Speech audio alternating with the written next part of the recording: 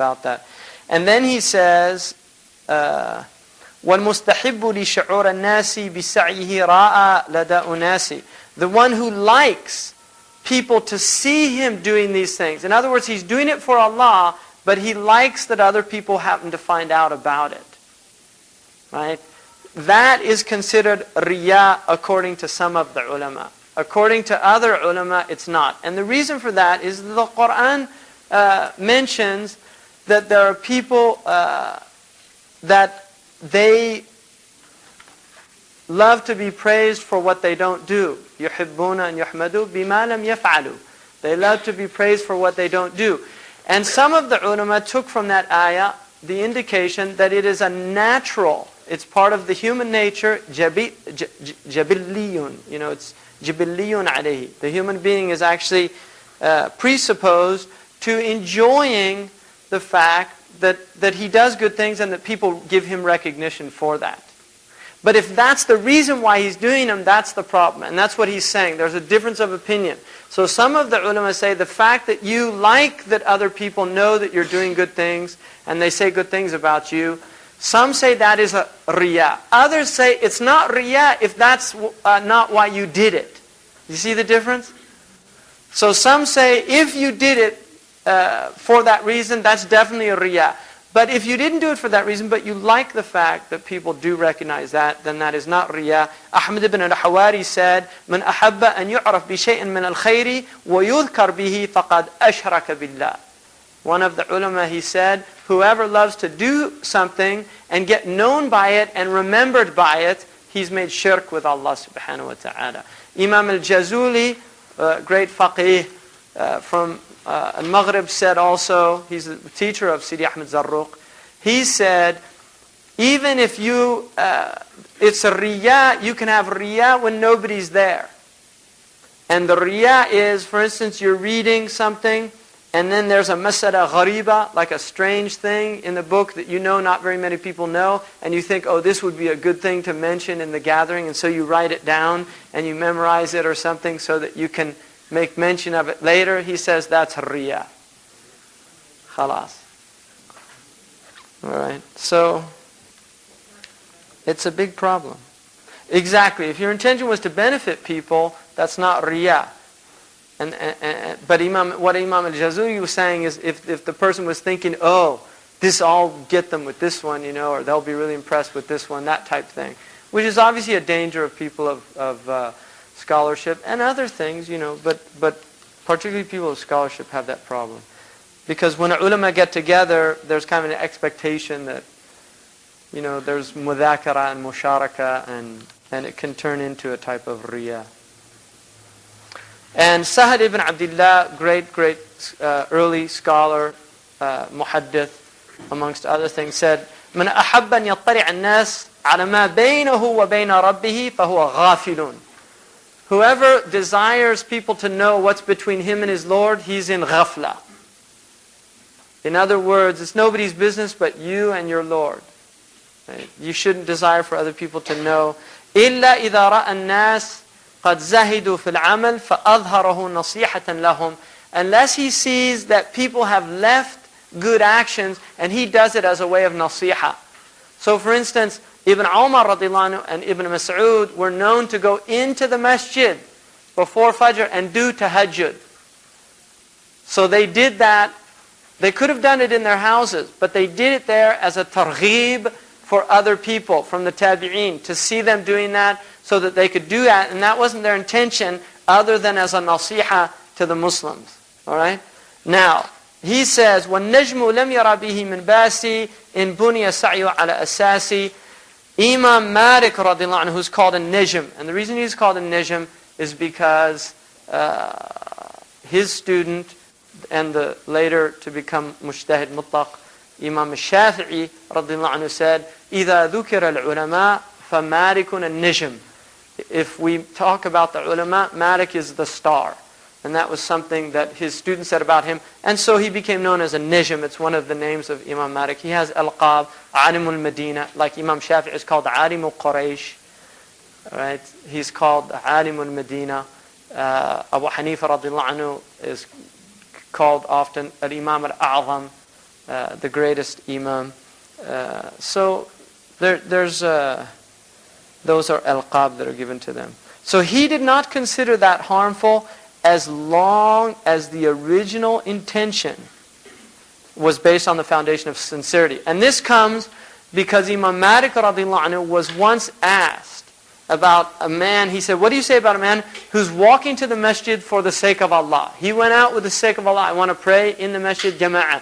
But on the way he says, he starts thinking, I hope somebody sees me going to the masjid. And he said, لا أرى بأسا, right? إذا كان أصله الإخلاص. That he doesn't see that as harmful if he started out with ikhlas and fights it. In other words, he doesn't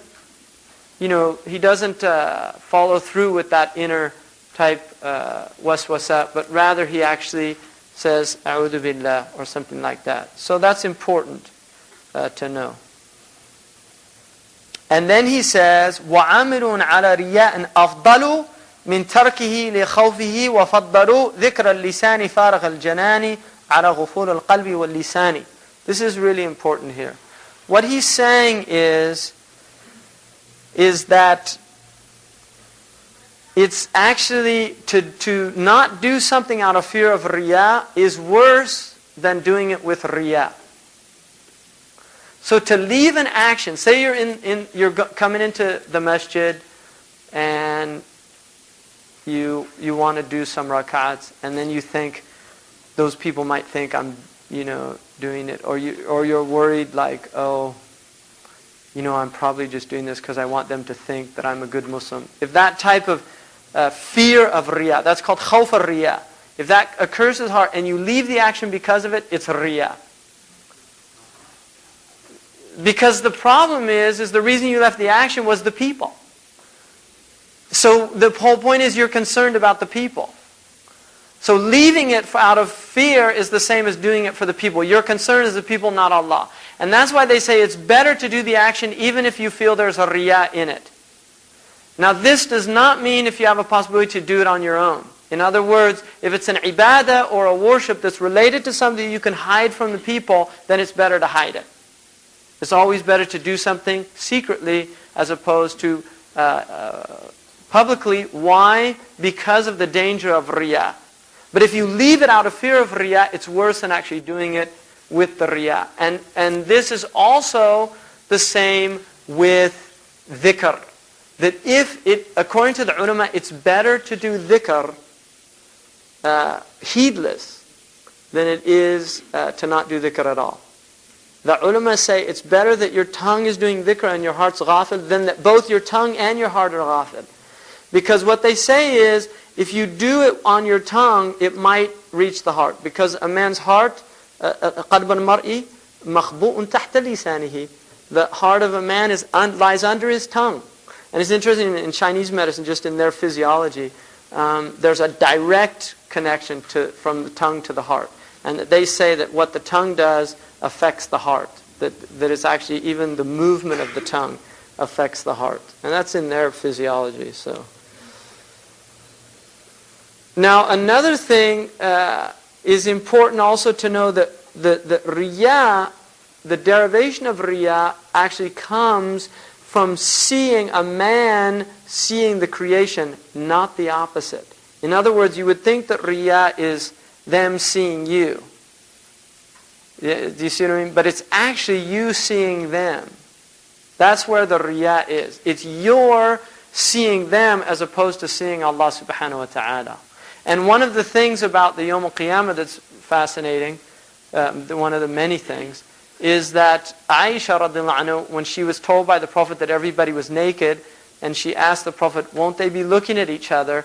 He said, it's going to be much greater than that, Aisha. In other words, people will be in such a state of awe, they won't even be aware of other people. And this is the point of ibadah for the sake of Allah. If it's really for the sake of Allah, then you have a knowledge of Allah that completely makes everybody else seem insignificant. How can you give? I mean, when you think of Allah, what you're worshiping. I mean, just imagine this: the Prophet ﷺ once saw Jibreel, in his true form, he filled the entire horizon. One angel. The whole horizon. That whole plane. You look out there and imagine seeing a being filling that whole horizon. It's unbelievable. And that's Jibreel. So the point being is when you realize what you're worshiping is infinite. And then you start thinking about the pathetic, other pathetic human beings, not just yourself, but all these other pathetic creatures who are in the same mess that you're in. In other words, they need Allah as bad as you do. There's nothing they can do for you. There's no benefit, no harm, nothing. And that's the bottom line. And that's why he says, وَرَهَبُوتَ غَيْرِ رَبِّي وَالرَّغَبْ ضِدَّ التَّوَكُّلِ عَلَيْهِ وَالسَّبَبْ الْأَمْرَيْنِ أَسْتَعِيذُ بِرْمَتِينِ مِنْ كُلِّ دَاءٍ قِلَّةُ الْيَقِينِ. So now he's telling you why. Fear of other than Allah and desiring them it obviates, it's against tawakkul. In other words, if you have true tawakkul ala Allah, right? Allah subhanahu wa ta'ala says, وَمَنْ يَتَوَكَّلْ عَلَى اللَّهِ يَهْدِي قَلْبًا. He's going to guide tawakkul ala Allah. What he's saying is, if you're worrying about other people, you don't have tawakkul ala Allah. There's no tiklan. And if you don't have tawakkul ala Allah, the reason that you don't have it is because there's no yaqeen. And what you don't have yaqeen, the yaqeen that you don't have is that everything good comes from Allah and everything harmful can only happen by the will of Allah. That's the yaqeen that Tawheed is teaching us.